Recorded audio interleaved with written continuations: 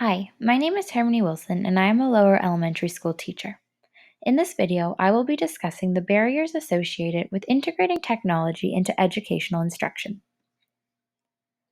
Technology plays a large role in creating and delivering instruction in my primary classroom.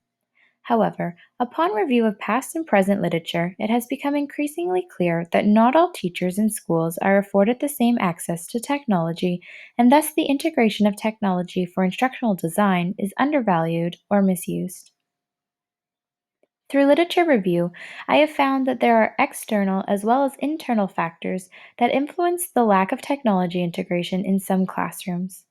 In the following slides, I will review literature that suggests a lack of school access to technology, as well as teachers' self efficacy play pivotal roles in how much technology is introduced and used in today's classrooms. In today's fast paced, ever changing digital society, it is hard to imagine a time when we didn't have quick access to high speed internet or a technological device. However, this is a damaging reality for many rural schools that lack access to both. Access to technology is not equally available to all districts or schools. Decreased funding and budgetary restraints have had a direct impact on technology acquisition in many rural school districts. Compared to larger school districts where funding allocations for technology may be readily available, rural districts have unique needs and may have to rely on alternative funding for instructional technology needs. Locating funding to support technology advancement in rural school districts can be a challenge. Compared to larger school districts, where funding allocations for technology may be readily available, rural districts and educators may have to rely on federal or private grants to fund their district's technological needs. It is clear that some schools can access technology more readily than others. While some schools have already gone one-to-one with a device for every student, others still do not even have reliable internet access. In other cases, it has been found that some schools do not have enough devices for every student, even if they share. This issue is called digital equity. Just like with books, science equipment, extracurricular options, and healthy, fresh food in the cafeteria, technology is now another resource that's abundant in well funded schools and lacking in underfunded schools, creating one more way low income students will fall behind their more affluent peers. Once again, it is increasingly clear that not all schools have equitable access to technology.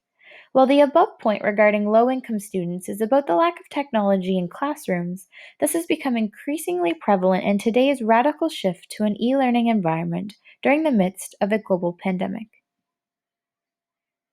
As the COVID 19 pandemic has shifted our educational system online, the digital divide that many students and families face is making it increasingly difficult for students to obtain instruction. Barriers to the integration of technology in home-based e-learning includes broadband internet connections struggling to support the increase of online traffic, resulting in slow internet connectivity, extra expenses on data charges to cover the cost of uploads, and a lack of devices to meet the needs of all individuals in the household. Therefore, teachers are unable to deliver adequate instruction and obtain work to assess learning due to the digital divide created by a lack of access to reliable technology and home-based e-learning. Now that we have discussed many of the external barriers associated with technology integration, it is time to discuss the internal barriers that can lead to even the most tech rich schools having classrooms void of technology enhanced instructional design. There has been a large push to incorporate and integrate digital technology into the classroom in K 12 settings as blended and flipped classrooms and virtual learning environments are becoming increasingly more common. However, despite digital technology becoming more accessible in some schools, many teachers struggle to incorporate technology into their classrooms. These barriers include access, vision, beliefs, time, and professional development. Despite the increasing availability of technology in some schools, research evidence indicates that teachers do not always use it as expected. Studies have identified several obstacles to technology use in the classroom. Among them are the culture of schooling and resistance to change, the lack of teacher technology and pedagogical skills, the lack of technology specifically designed to serve the needs of teachers and students, the lack of teacher support, curriculum constraints, and problems in the area of assessment,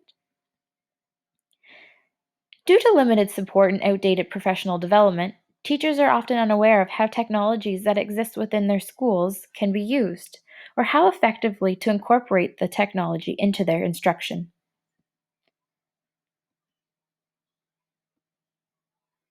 For technology integration to be successfully implemented in schools, teachers must have time to develop, master, and reflect on technology based learning approaches.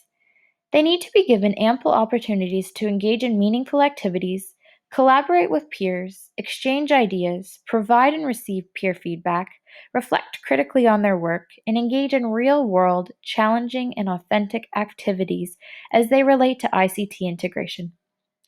Therefore, it is essential to establish policies regarding professional development that promote technology integration as well as provide incentives to encourage teachers to engage in this type of professional development.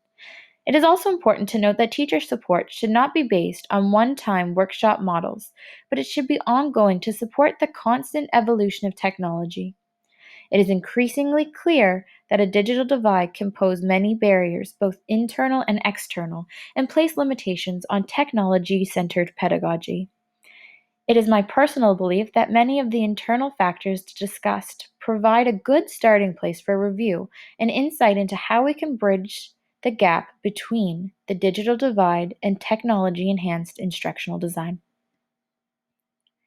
Thank you for listening to my presentation. Here is a list of the references that I have cited.